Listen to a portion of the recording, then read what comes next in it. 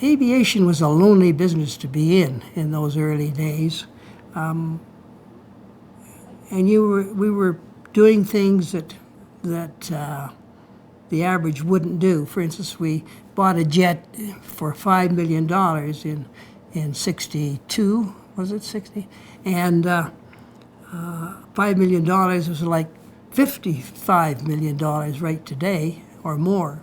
And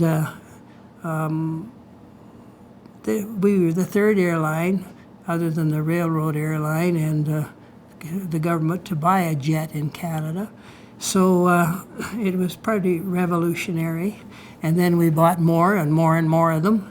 And we bought 747s and DC-10s. And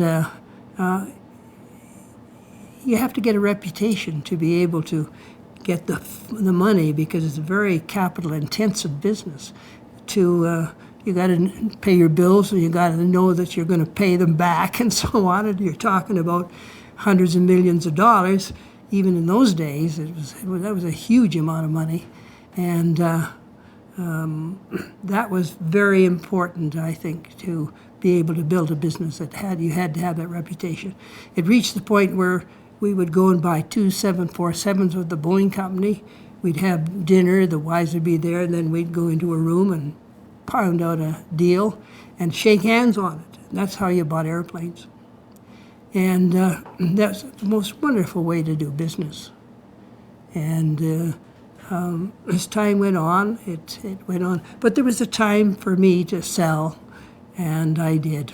It was fun. I loved caring people, and I loved happy people. And